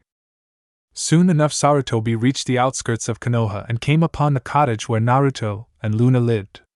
Seeing that there was a light in the window, Sarutobi politely knocked at the door. The door quickly opened to reveal Luna in her rather attractive human form. Luna smiled at Sarutobi and said, "Hello Sarutobi. Naruto and I were just sitting down to dinner. You can join us if you want as we have plenty, and you look famished." A small smile appeared on Sarutobi's face as he said, "A home-cooked dinner sounds wonderful right now." Once Sarutobi was inside of the modest home, he was almost immediately tackled into a hug by Naruto. Luna watched the two interact for a few minutes with a smile on her face. Over the years, Sarutobi had grown into a close friend of hers, and Luna respected the old leader for all that he had given up in order to protect his village. But one of the things that she always loved to see was when Sarutobi and Naruto were alone and the two acted like they were just a grandfather and his grandson having a good time together. All the worry and pain that the two carried stoically all day just seemed to disappear. Dinner was a relatively quiet and planned affair. Although Luna could get acceptable deals from the merchants in town, she still had to really watch the budget and was thankful that Naruto had been given a license on his 10th birthday to be allowed to hunt in the forests outside the village. Currently they were having some rice and vegetables with bits of rabbit that Naruto had caught yesterday mixed in. Once everyone had finished eating dinner, the three of them sat around the table and enjoyed some small talk.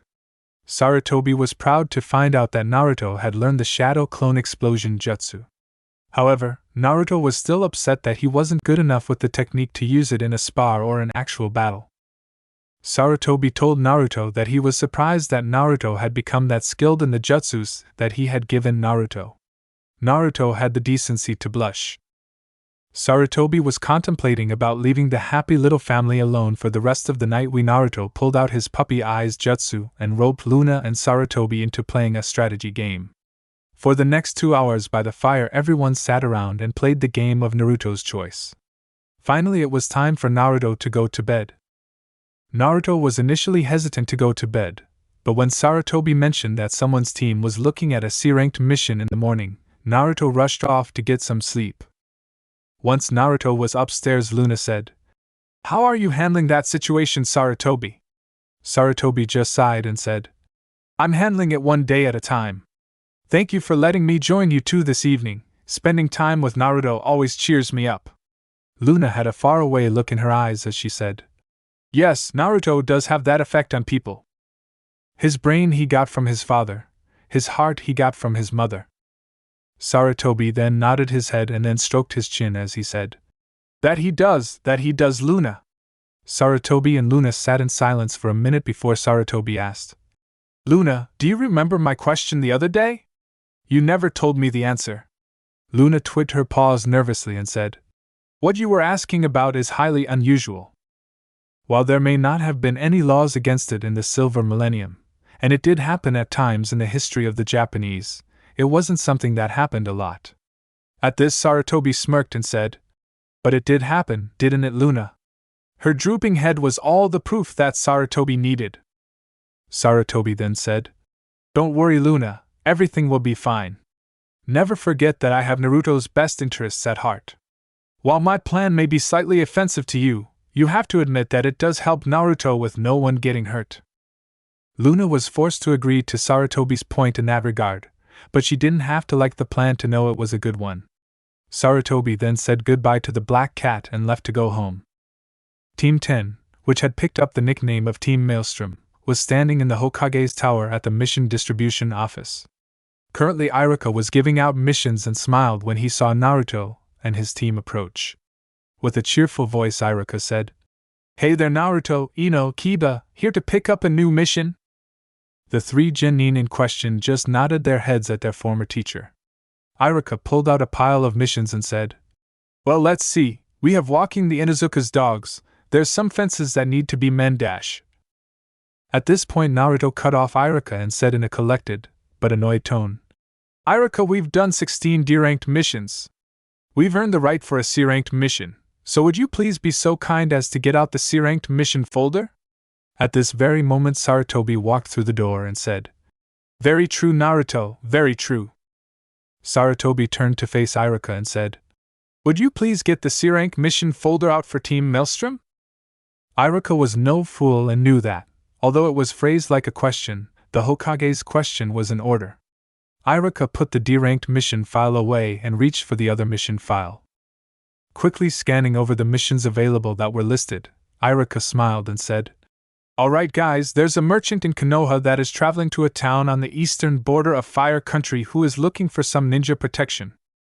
He doesn't accept much more than a few bandits as he's only carrying furs, wood, and a few other odds and ends, but wants the protection to make sure that his goods arrive safely and on time. Do you accept the mission?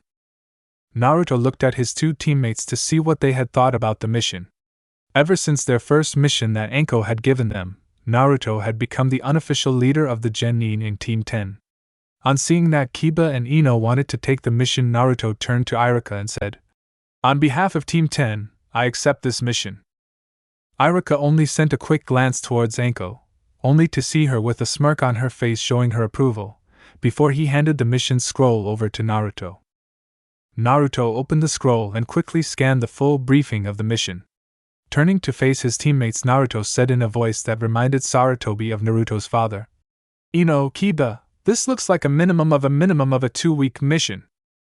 Go home and get your long-term mission packs, the ones that have the seal scrolls with most of your gear that we got a week ago. Go to your parents, tell them that you will be away on a mission for a while, and request at least one new technique scroll that you can practice the technique during the quiet parts of the mission.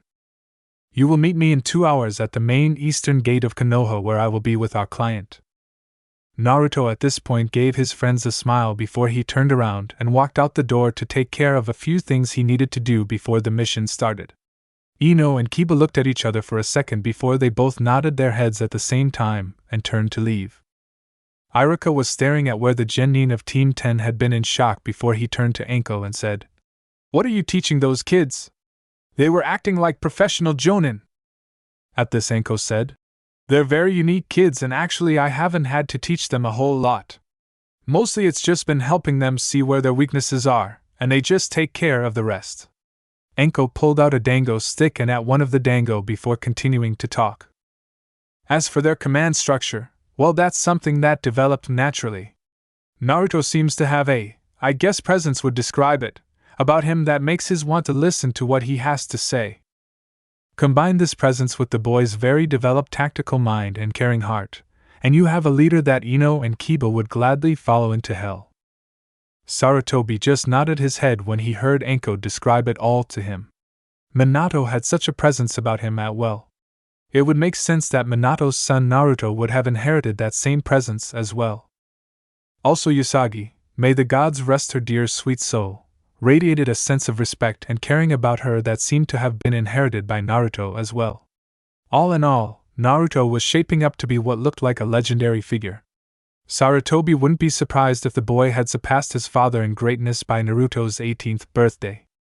When Team 10 met up at the specified gate of Konoha, they saw Naruto having a friendly chat with their client in front of an overloaded wagon. They learned that their client's name was Ryoga Yagnasaki. Ryoga was quite glad to meet with his guards and said, Thank you for agreeing to accept my mission. I know that the kinds of goods I trade in don't fetch a large profit on the black market, but with the way some of the bandit groups are going lately, you never know. At this, Anko just smirked and said, Don't worry about a thing. These kids can handle any bandits that might think you're a good target. If by some chance they can't handle the bandits, I'm here. Ryoga just smiled and said, That's good to know. Now how about we get going?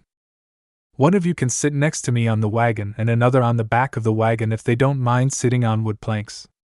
I'll be going at a slow pace so as to not exhaust my oxen, so if what I know about you ninja is correct, the other two of you can walk next to the cart at a comfortable pace. With that said, Team 10 and their client left Konoha.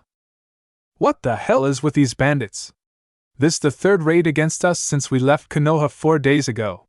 Kiba yelled before he and Akamaru performed a fang-over-fang attack on a nameless masked bandit. Kiba was understandably annoyed because ever since they were a day out from Konoha, they had been attacked by bandits every day. Kiba was the first to admit that he liked a good brawl, but this was getting to be too much for him. Suddenly Kiba heard Naruto call from above him. Kiba, 4 bandits approaching from 6:30, take care of them. Kiba didn't bother to grunt a response, knowing that the one giving him the directions was only a shadow clone. Where Naruto had learned that trick, Kiba didn't know but was extremely grateful. Ever since that first attack, Naruto had at least one shadow clone sitting on the roof of the wagon at all times to act as a lookout. Now, the clone was firing off information to the rest of the team as Naruto and Anko were handling the main body of the bandit 100 feet away from the wagon. Ino, who was standing next to Ryoga at the driver's bench of the wagon, was busy deflecting various projectiles that were aimed at the scared merchant. Muttering to herself, Ino said, "What is with these bandits? We're only carrying deer furs, wood, and a few gardening supplies for crying out loud." Ino then called to the 3 Naruto clones that were protecting the oxen. "Hey! I need one of you guys to dispel yourself and tell Naruto that we need to capture one of these suckers alive. We need to know why we're being attacked like this." One of the Naruto clones nodded his head and promptly did as Ino had requested. Naruto, who was standing back to back with Anko, felt the clone's knowledge of Ino's request pop into his brain. Without turning to face Anko, Naruto called out, "Ino wants us to capture one of the bandits alive in order for us to question the bandit on why we're being attacked." Anko shot back, "Sounds like that girl's got a good plan. It's getting boring just hacking these fools without knowing why they're going after us." With that, Anko and Naruto got to work making mincemeat of the bandits. 10 minutes later, Team 10 were standing around their single-bound captive, the first out of 200 bandits on this mission that they had left alive. Ryoga was currently setting up a small fire and was cooking dinner for him and his guards. The middle-aged man said that, although he knew that the interrogation would be needed, he just couldn't stomach to see it happen. Anko, not wanting her students to have to dirty their hands with interrogation just yet, was getting ready to find out the answers to her question. Anko woke up the bandit with a crack of a whip she always kept on hand, never knowing when she would want to use it next. The bandit looked up at the smirking Anko and started to quiver in fear. Using a tone that was guaranteed to scare the bandit even more, Anko, while grinning, said, "Okay, pond scum, welcome to the School of Hard Knocks. The class is Remedial Pain 101 and I'll be your teacher for the day. Here's how the lesion will go. I'll be asking you some questions. If you don't answer correctly, you'll be given a penalty exam. Just so that you know, the first penalty exam will be to see how well you deal with losing your dick." At that last comment, Ino blushed and the boys of Team 10 crossed their legs in sympathy pain. One thing about Anko that they had learned early on was that Anko didn't know the meaning of the word restrain. Anko, however, was smirking. Her little threat towards a certain part of the bandit's anatomy had made the fool pay extra attention to her questions, and would assure her that he answered all of their questions. Anko then decided to start off the integration questions. "Alright then, why did you attack us? You bandits wouldn't normally go after a small convoy like us, especially considering the fact that it had an escort and was known to not have anything of great value." At this, the bandit swallowed a gulp and answered the grinning madwoman in front of him. "I don't know the specifics of it all, but earlier today a man came into our camp and paid our boss to capture this convoy for him." This news got Anko's attention. Apparently there was someone targeting the convoy, but why? Anko's eyes narrowed as she almost hissed out with her voice laced in killing intent. "Describe the man who paid your leader. If you don't tell me everything about this man, I won't just stop with the first penalty exam." The poor bandit was reduced to a blubbering mass as he said, "I didn't get a good look at his face, but I know that he was bald. He was wearing a cloak that seemed to be a patchwork of browns and greens. He came in and left on this very large lizard that he made appear from nowhere." Team 10 watched as their sensei's eyes widened in shock and what looked like fear for a second before she cleaved the bandit's head off. Anko then turned to face her teammates, and with urgency in her voice shouted out at them, "Don't just stand there. Search every nook and cranny of the wagon and report anything, and I mean anything, no matter how small or insignificant, that you don't recognize as being produced in Konoha. I've got to go talk to our client." Team 10 were confused at their sensei's actions but still obeyed. Opening up the wagon's canvas covering, Ino and Naruto walked inside while Kiba was checking around the outside of the wagon for any hidden compartments. A minute or so later, Ino called out, "Hey!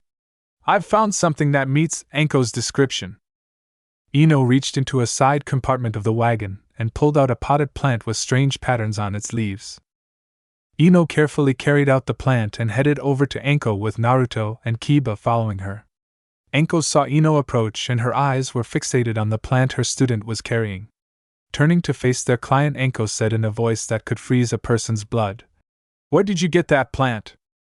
At this, Ryoga, who was quite confused and nervous at seeing Anko like she was, said, "I was traveling through the land between the land of the waterfall and the land of rice when I spotted that plant growing.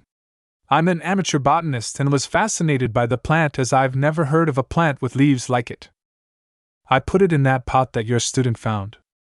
At hearing this, Anko smacked her head and said, "Great, just great. That plant happens to be a Quaneth plant, which is of great significance to the Narn clan." At this, Ino blinked her eyes and said, Anko, who are the Narn? I've never heard of that clan when my father was talking about the powerful clans of the various hidden villages. Why does the thought of them seem to have you so nervous?" Naruto and Kiba both nodded their heads, wanting to know who the Narn were and what was making their teacher so nervous as well. Anko motioned for her students to sit down, and she began to lecture them. "Okay kids, listen up. Despite what most of the villagers talk about around you kids, there are powerful clans of ninja who aren't affiliated with any village. The Narn are one of these clans that aren't aligned to any ninja village. The Narn are a little different than most unaffiliated clans in that they built, well, I guess you could call it a monastery for themselves in the area that our client here ventured through. That plant he took is sacred to the Narn clan. It is in fact so sacred to the Narn that for an outsider to take the plant without the approval of one of the Kari, which is what the Narn call their council of elders, is to be met with the death of the offender." At this, everyone looked at Anko with worry in their eyes. Ryoga was shaking in fear as he said, "I didn't know. I swear I didn't know that this would happen when I took that plant. It was just growing in the wild. I didn't know that something like this would happen." Ino was getting slightly scared at what Anko had told them, and wanted to know something. "Anko, is there any way we could just give back the Quaneth plant to whoever the Narn is that is attacking us?" Anko shook her head and said, "It's not that simple. You see, the Quaneth plant was taken and thus by the Narn beliefs it has been defiled. In order to get the Narn off our backs about the plant, one of us would have to fight and beat the pursuing Narn in fair one-on-one combat. If that person beat the Narn, then, I don't know the exact circumstances behind it, the Narn would purify the plant, take it back with them, and declare that the victor would be an ally of the Narn clan. The problem is that we can only issue a challenge for combat once. If we violate the one-on-one combat or if our champion fails to win, then we forfeit our lives. If we were to resist this forfeiture, then the Narn would declare a blood feud on all of our blood relatives. To make matters worse, the Narn have a bloodline limit that makes them able to summon all reptiles summons fully under their command with extremely little chakra needed. Even Manda, the snake boss summon, would be forced to obey a Narn who summoned him no matter how much he would hate it. Also, if someone else was to summon a reptile, the summon would be under the Narn's control and not the summoner. Naruto could see the problem with the Narn being after them. Anko was a great fighter, but almost all of her high-level attacks required the use of her snake summons. Against someone with the Narn's bloodline, Anko would be almost on the same level as Ino and Kiba. But what were they to do? This Narn would follow and continue to attack them until the Quaneth plant had been reclaimed, and the only way to do that was to beat them in combat. The only solution appeared in Naruto's mind. With firm eyes, Naruto said, "I'll be the one. I'm the only one who has a chance of beating this Narn in combat." At this, Kiba and Ino looked at Naruto as if he was mad. Anko looked into Naruto's eyes and quickly figured out Naruto's train of thought. Cursing loudly, Anko said, "Damn it, kid, you just had to be right about that. As much as I hate it, Naruto fighting our attacker is the best chance of victory we have." While Ino and Kiba were looking on in confusion, no one noticed a small garden snake slither away from camp. Narn was sitting in his own camp with one of his snake-summoned spies came up to him and whispered in his ear. After the summon had dispelled itself, Kar sat on a log deep in thought. So ninja guarding the criminal hadn't known about the man's sacrilege. Apparently the young blonde boy with whiskered checks was willing to fight him in order to save the defiler. Commendable bravery, but bravery wouldn't save this foolish youth from a Kari like himself. Still, there was something about the description of the boy that gnawed in the back of Kar's mind. Kar was, however, willing to give the foolish youth his request. Besides, using those bandits had been distasteful to a warrior like Kar. Kar then summoned one of the older of the snake boss's children and rode on its head towards the other camp. As Kar approached the other camp, he was pleased to see the boy who had talked about challenging him already facing him with determination burning in his eyes. At the very least, the boy was a warrior even if he was young. Kar shouted out, "I am Kar Narn, member of the Kari, who spoke of challenging me for the Quanath plant." The blond boy in front of him spoke out, "My name is NarutoxSailormoon, and I issued the challenge." The name the boy had spoken shocked Kar, who muttered in his mind, "Maelstrom of the Moon? But that is the name of the dash." Kar stopped that line of thought. The boy in front of him couldn't have been the one, and now he would kill him for daring to bear that name. With fury in his voice, Kar shouted out, "Prepare to die!" Kar then rapidly preformed a set of hand seals before shouting out, "Summon mimicry art, art of the frog oil fire!" A large stream of oil came shooting out of Kar's mouth, which Kar promptly set on fire with some chakra from his thumb. Naruto dashed out of the way and retaliated with a shadow clone kunai jutsu. Kar summoned a metal staff from a seal on his wrist guards and used the staff to deflect the kunai. Once the storm of kunai was over, Kar looked from his perch on top of the snake to see that he was surrounded by a ring of Narutos. Kar felt a smile cross his lips as he looked on the sight. This was going to be a great fight. Kar then noticed all of the Naruto clones start rushing towards him and then whispered out in shock, "Don't tell me that he knows that attack?" Kar then jumped off of the summon in order to not be caught in the explosion created by all of the clones. Kar landed on his knees, wiped away some blood from his lips. Turning to face Naruto, who was looking at him with determination in his eyes, Kar growled out, "Very good, brat, you're no ordinary boy, I grant you that. However, it's time that the kitty gloves come off." And with that, Kar started to power up. Anko shouted out to Naruto, "Watch out, kid, he's putting out the power of a Sannin." Naruto had felt Kar power up and didn't need Anko to tell him the obvious. This Kar guy, even though he looked like a walking reptile man, was good. That last attack that Naruto had pulled off had used up about half of his remaining reserves that he had recovered since the bandits attacked. From how things looked, it was obvious that Kar had the upper hand and both of them knew it. However, one common saying in the ninja world is never expect things to be the way they look at first glance. Naruto smirked and shouted out, "You may think that you're winning lizard breath, but I haven't brought out the power of my bloodline limit."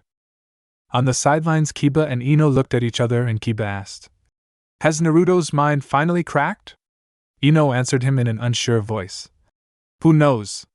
I've never heard of the Tuskino family, so it's possible that Naruto does have a bloodline. But what kind of a bloodline is it that would allow Naruto to believe he could equal someone on Sannin level?" As if in answer to Ino's question, Naruto raised his fist into the air and shouted out, "Moon crystal armor, energize!" Naruto was then covered in a pillar of white light. When the pillar of light receded, the Moonlight Knight was standing there with his arms folded across his chest and his cape billowing in the breeze. Naruto, or rather the Moonlight Knight, shouted out at Kar, "Shall we now commence with round 2? Kar just stood there looking at Naruto in shock. Anko heard the Narn warrior gasp out, "It can't be, why did the auguries not mention that you had been born?" At this, Naruto got confused and annoyed. What was this reptile man spouting out about his birth being mentioned? Naruto got fed up with Kar not attacking and cried out, "Hey reptile man!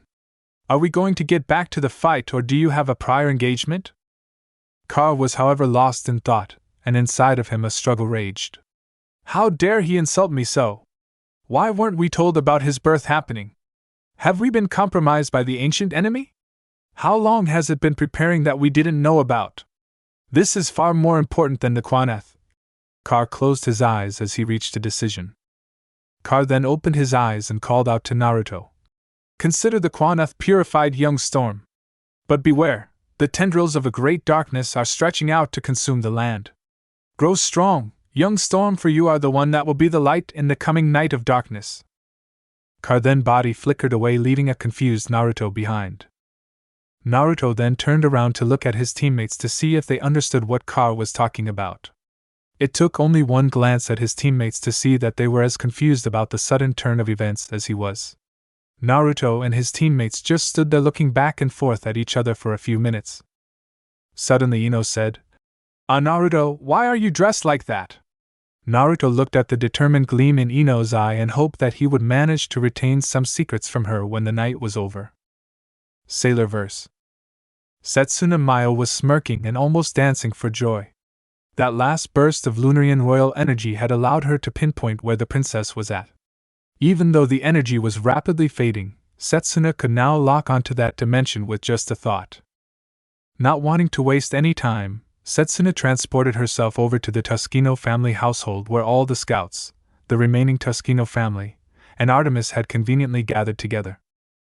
Ikuko Tuskino was currently sipping some tea, trying not to cry at the thought of her missing daughter. It had come as a shock to her and the rest of her family to learn that her sweet little Usagi had been fighting to protect the city from various monsters. Learning that her daughter was a reincarnated princess, and that her closet friends had been her daughter's court was still a shock to the mild housewife. She could see that each and every one of her daughter's friends wanted to be the one missing instead of Usagi, and the thought that her daughter could develop such good friends made her smile. Ikuko looked up to see a flash of light appear in the center of the family room and Sailor Pluto appearing out of the light. Setsuna was smiling and said in a pleasant tone, "I've found where the princess is." At this, everyone who knew about Usagi and the real reason why she was missing came crawling out of the woodworks. After everyone was seated down, Setsuna said, "As you all know, during the death of Pharaoh 90 the princess was flung through a hole in space/time. I've just been able to detect bursts of royal Lunarian energy coming from a single point in one dimension. That means that we can go and bring the princess back home." Everyone let out a cheer of happiness at the news. Setsuna calmed them all down and said, "However, there are a few bumps in the road to be taken care of before we can bring the princess back with us. I know the general area at that time/space location that the energy is coming from, but until we get to that dimension I can't pin it down to a location smaller than China. Also, the only way currently available to us to travel between dimensions will leave those who go to get the princess stranded there for at least a month while the method resets. To make it worse, I won't be able to tell the conditions of the world besides the fact that it's habitable until we make it to the other side." Ray then spoke up. "So you're saying that whoever goes there will be going in blind and without any backup for at least a month?" Setsuna just nodded her head and said, "That's exactly what I'm saying. However, I do have a way for those who go to communicate with those who stay behind to protect Earth. I will be going as I am the only one who knows how to perform the transportation. Who will be going with me to find the princess?" Chapter end. Tired of watching censored fanfics? Would you like to watch some very naughty, filled with the lemons fanfics without any censorship?